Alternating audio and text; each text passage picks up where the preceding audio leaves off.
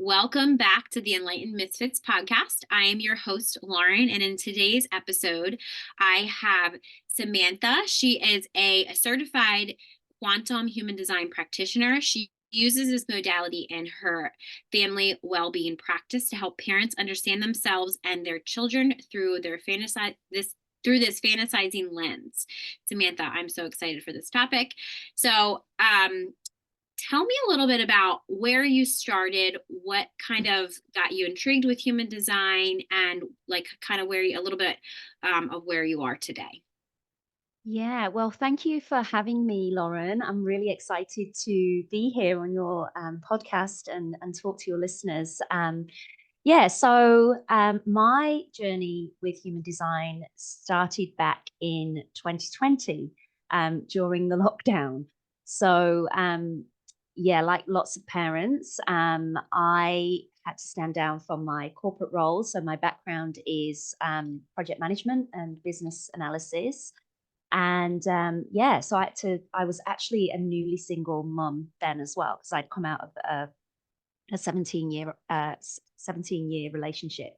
So I was a single mum, and that's when I decided I was going to go into just change career and go into coaching. And I was studying at the time the chakra system.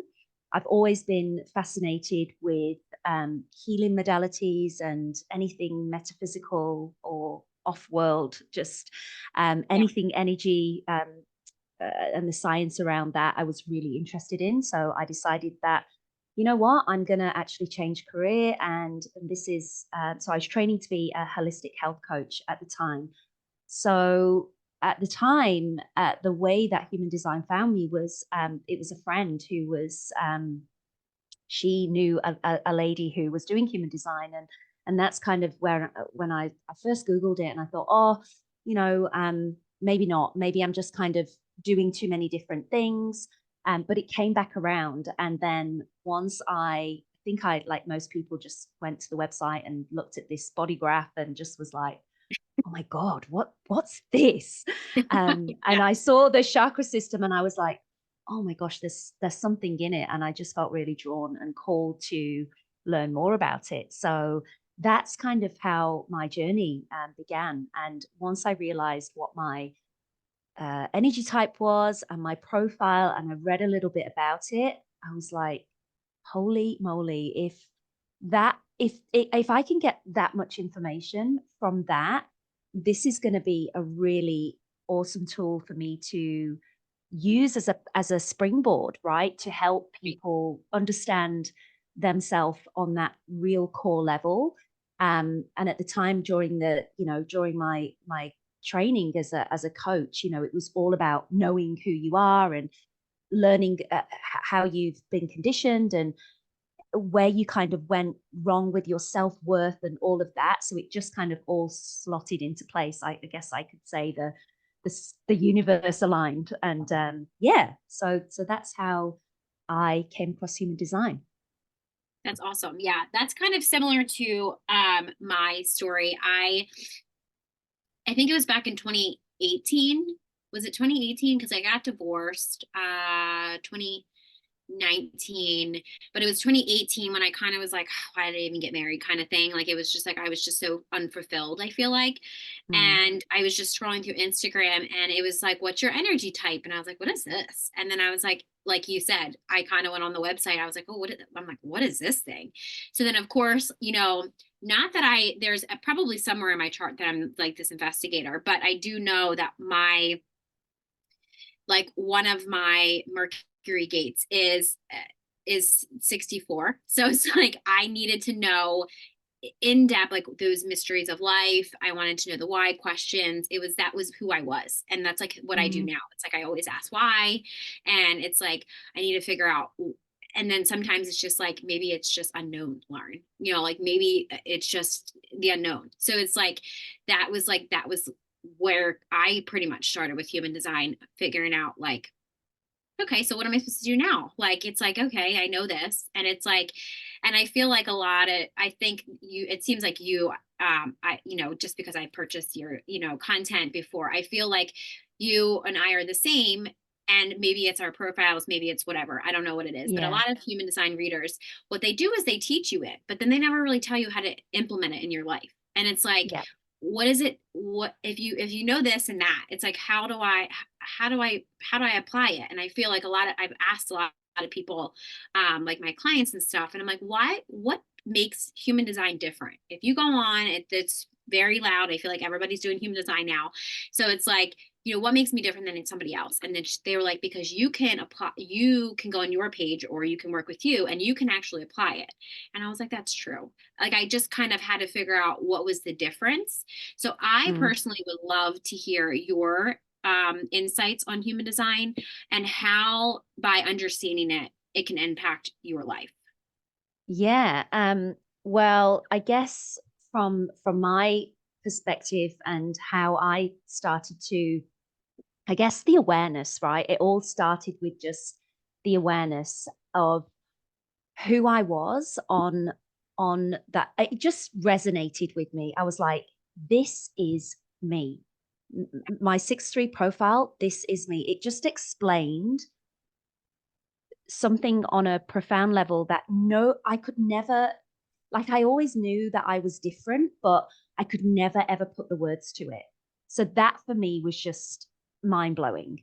And I don't know if I started experimenting with it straight away because, like you said, like when you're just kind of first starting out, nobody know you can't really kind of go, okay, so I'm going to start doing that because you still kind of you're just Yeah. learning about the energy type. You don't actually realize that there's a strategy and there's an authority and all of Yeah. that. So I guess Yeah. I was just kind of then at typical manifesting generator, I just wanted to learn the whole thing. I was kind of into the incarnation cross, and now that I know, I'm like, no, no, no, no. You got to go right back to you got to go Yes. right back to the beginning and Yes. just stick with the basics. Yeah. But I wanted to just find out absolutely everything about it because the more I kept it diving in with the channels and the gates and all of that, and this was just kind of just my own self study.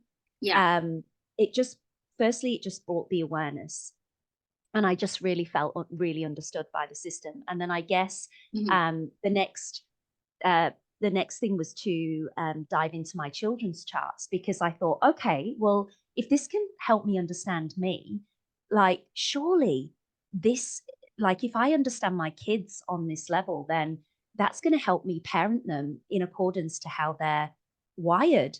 And that Yeah. was for me where I then started to make really small. So I have a projector.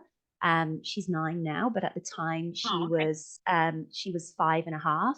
So she is a 5-1 projector, and then I have a 12-year-old, but at the time she was 8, and she's a generator.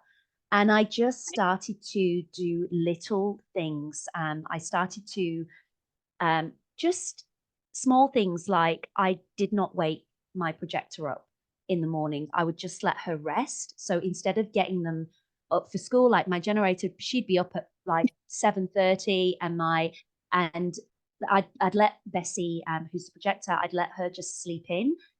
If we rocked up at school a little bit late, it didn't matter. Like for me, it was just all about just letting her rest and not burning herself out and becoming overtired, and things just started to shift.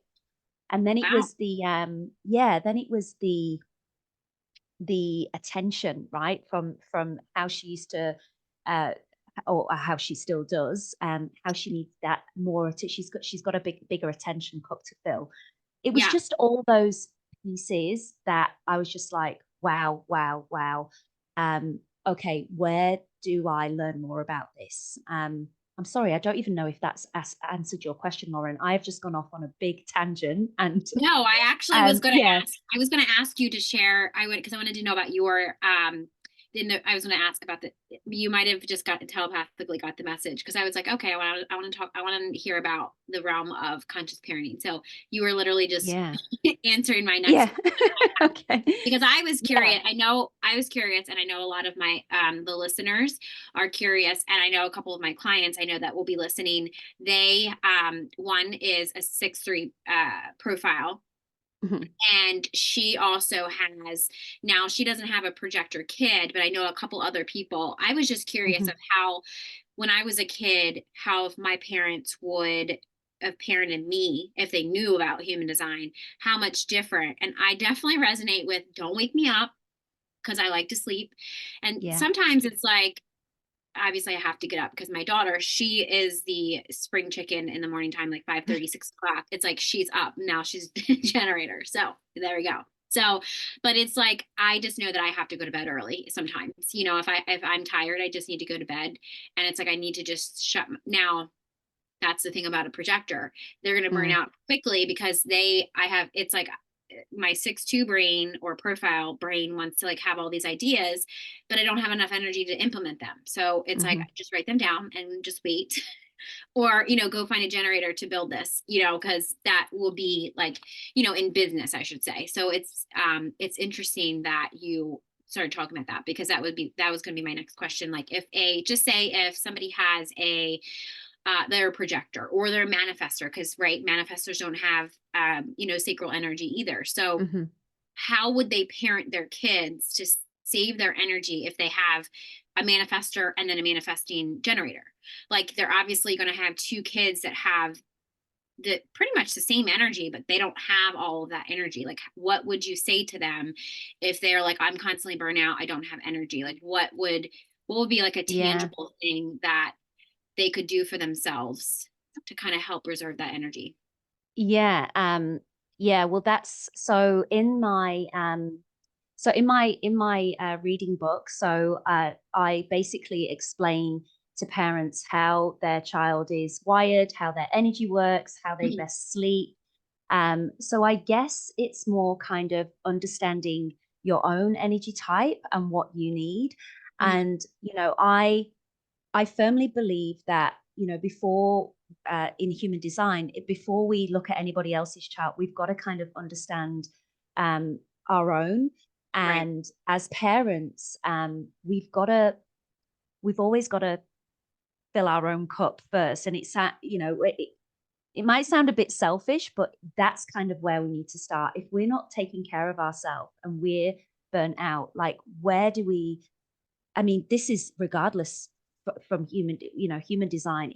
Right. It's more of a if you are aware of when you're burnt out, as a manifesting generator, I want to do everything quick. So I want to take shortcuts and I'm like, get out of my way. I'm going to do it quicker than anybody else. So I don't ask for help. Right. And I've got to the point where I've burnt out. I feel stressed. I can't cope. I'm juggling too many things. Mhm. So I guess my advice would be first learn about your own energy type and what you need to do to bring yourself back into some kind of alignment. And then, it's but yeah, I guess if you've got a manifested child or a manifesting generator, just being aware of um how they operate and how Mhm. to just little things like how they best sleep, how they're best going to learn, communication, asking for help, ask if whether it's your partner or your friends or whatever. But yeah, it's just I guess for me, I guess every family's different, and how you raise your Right. child is different, right? So you're gonna. I think it's when you get the awareness, you're like, okay, these are the little things that I do in my book. I have suggestions of how you can Mhm. manage an uh, man, emotional manifester. Um, but it's all about as well how we react, how we're reacting Right. and Yeah. to our child's behavior. So yeah, it's kind of a whole rabbit. It's a whole deep rabbit hole, but Yes. No. No, that it's I was worth saying it. that I was going to say no that question, and I was going to say I make sure that in the description box that people are able to access that book, your book. I'll make sure that you send me that link because so people Yeah. can just read it for themselves because I'm sure well, I know that you probably go into I know I read it last year, before we got on. I was saying that when I it's like had deja vu, I was like, wait a second, I think I read this book before. Because at the Yeah. time I was just searching down this rabbit hole of human design, figuring out like, okay, so now I have to like reparent myself. I have to parent my child. And it's just like, I know that we're completely different. I know nothing about human design, but I was like, I know that we are completely different. She's going to learn completely different than me. She has completely different energy than me. I was like, what's going on? I need some help here. Yeah. And that's kind of where I found human design. And I just realized, oh my goodness, I can actually, there's like a little guidebook. It's like, not really, but like it's a guidebook onto like, okay, how's her energy wired? Cause I feel like, not that it's a Yeah. book, but it at least helps with some things, like helps kind of really like leave that like resistance that I know I would feel for her if I tried to parent her like a projector. She's like, Yeah, no, I need to exactly. go to sleep. I don't want to sleep. Like, so yeah. Yeah, Um, 100%. And it's it's human design doesn't explain the whole story of right. your child. That's what I've learned as well.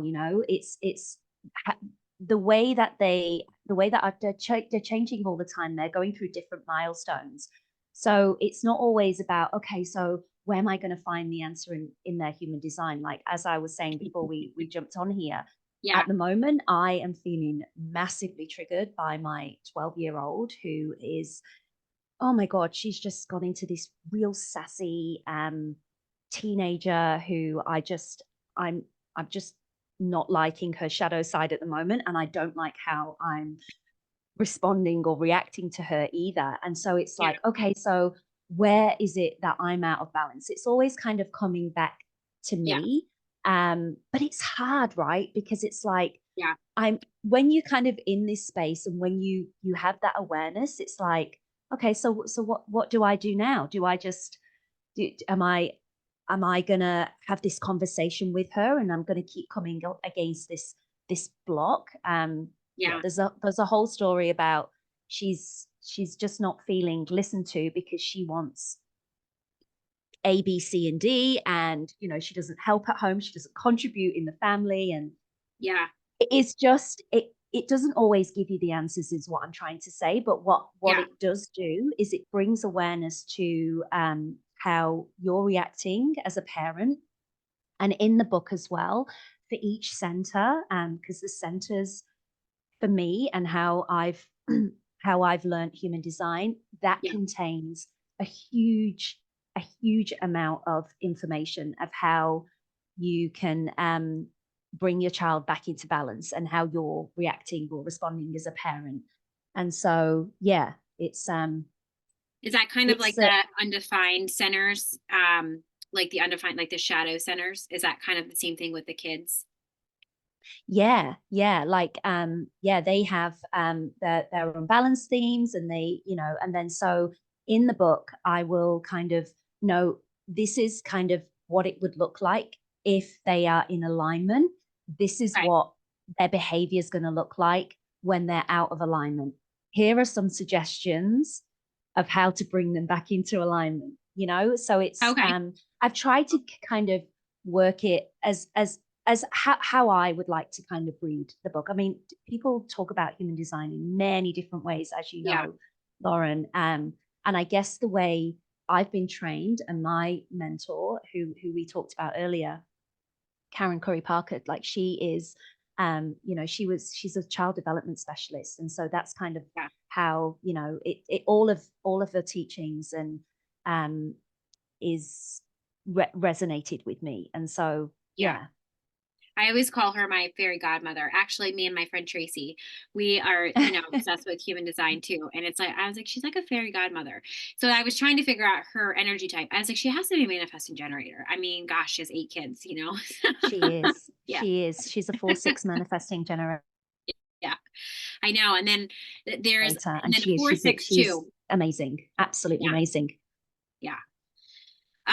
So one of Mhm. the things that I wanted you kind of to talk about or touch on is it seems like it's been coming up a lot for me and it's been coming up a lot, and maybe like this could talk about the shadows too, but it's in the context of healing generational patterns. So like what practical steps can somebody take or initiate or take, to positively change this within their family lineage? Like, um, is there Yeah. something Okay. that they can, like, you don't have to go, if you go in depth in the book with this, then, just kind of like briefly touch on it. But if there's like one kind of practice or like a step, like 1, 2, 3 step that somebody can take to initiate this with. Yeah. Well, I guess it's again, it's about um understanding firstly how we all come from different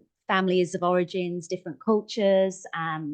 We've all been raised and told a story of who we think we are. Our Mhm. belief systems have all been passed down by our mostly well-intended parents and grandparents. And Mhm.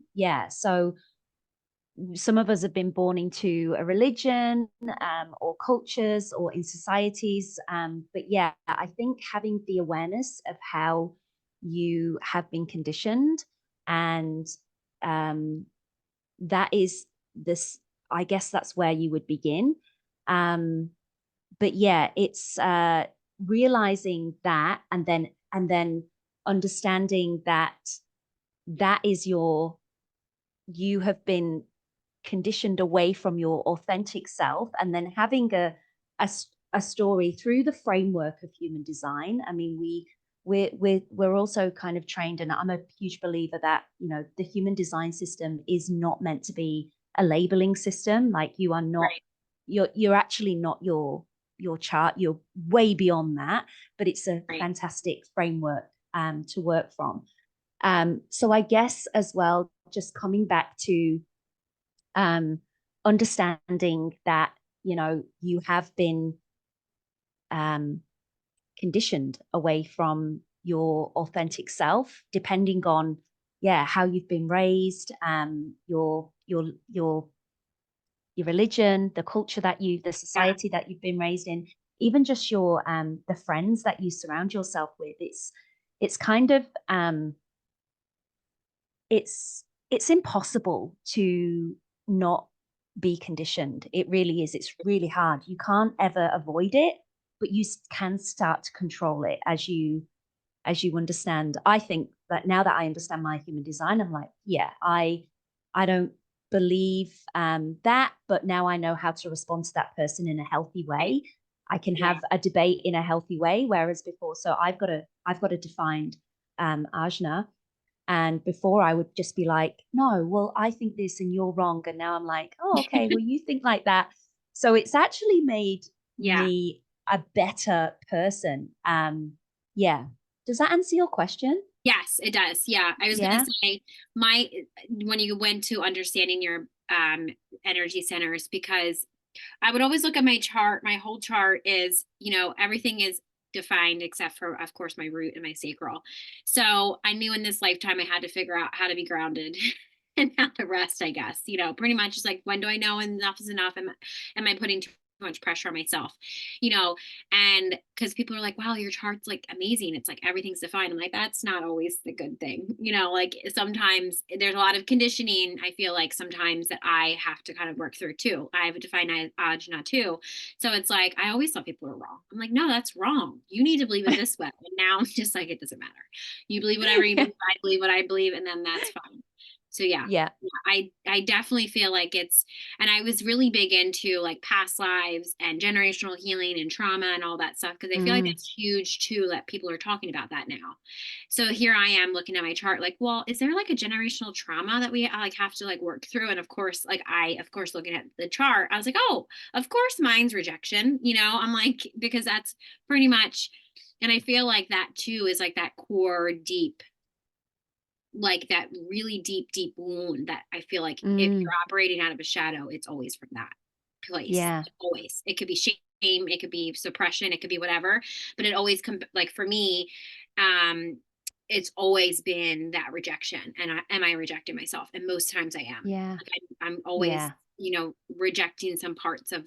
most of the time, I rejected my whole ego. It was like I started like not being human, not wanting my ego to like, oh, I have to have my ego. Okay. Like, Yeah, that it's quite a journey, isn't it? Just yeah, realizing that actually we our ego is there, and we have a healthy ego, and we have yeah, a shadow ego, if that's what you want to call it. yeah, But yeah, it's the realization of um and as you're a projector, maybe during your childhood, with you needing that attention and that recognition and the yeah, invitation and all of that.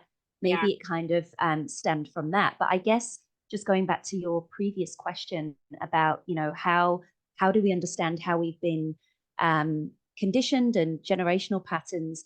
I think, I don't know, maybe depending on what your relationship is like with your parents, just, having those real open, honest conversations, like how was I raised as a child, and then understanding how you may have come out of alignment or conditioned away from your authentic blueprint, and really getting clear about how you were, or trying to get as clear as possible how you were raised, how you were, did you have brothers or sisters? Did you feel like they were put before you? Did they? mhm, It's just a big rabbit hole. But I think what it yeah, does, it just opens us up to having honest, heartfelt conversations, and trying to support even our parents, right? Because I guess they were doing the best that they could with what they yes, knew in the yeah, circumstances that they were in. So we just can't blame or project, or right, we can't. yeah, I think now, it was all about, well, this is how you were raised. It's like, okay, well, when are we going to kind of stop blaming and actually then starting taking responsibility for our own healing as adults, and saying, right, okay, well, you did the best that you could do with me, for me, and I love you, and I'm going to take care of me now. I need to reparent myself. I right, think that's maybe the way that we could be doing it now. I know a lot of people in my space, and clients and friends, and it's like, oh, I was raised this way, and this has really kind of damaged me. But we can only take control of our own life, and how we want to rewrite our own narrative, right? We have control over right, that. So yeah, yes, yeah. I do love that. So I know that a lot of people are going to want to get in contact with you. So and I'll make sure that that link to your book and any other things are in the Yeah. description, but So how can people? I Yeah, so your listeners, audience, can head to my website. Actually, Lauren, I'll put a link there, and they can actually download a there's two free e-guides that I have on my website. The first one is um, a beginner's guide to Okay, human design, and that explains the science behind it, why practitioners now and healers are using this modality, the origins of it, the science behind it, and just how it can help, and how different people are using it, and just how beneficial it can be. And then there's another, if you go to the kids section, there's then a how to, just an explanation, an e-guide on how to consciously parent using human design, and why this is now a modern tool to be using in your parenting. It's not something, human design, it's not something that you go, okay, I'm going to use this system now. It's something that you have to just go, okay, I'm going to look at this. This is interesting.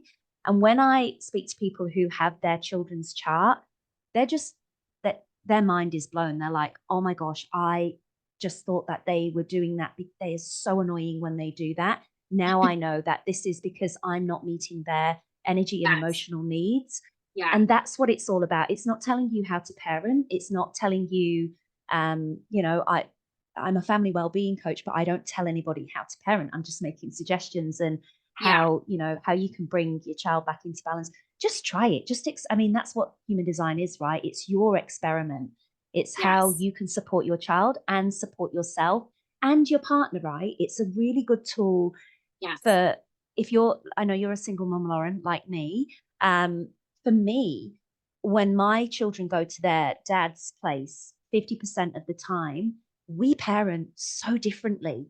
He's a little bit Yes. more, he's a lot more authoritative than me. I'm a little bit more kind of, okay, so what do you think? You know, I'm more kind of on the page of, um, what do you think about that? Okay, so how do you think it's going to turn out? Okay, let's give it a try. Even though I know it's going to fail and it's going to all go wrong, I'm Yeah. now like, okay, let's just give it a try because I'm trying to kind of I'm I'm trying to raise good, healthy, resilient adults, right? Yeah.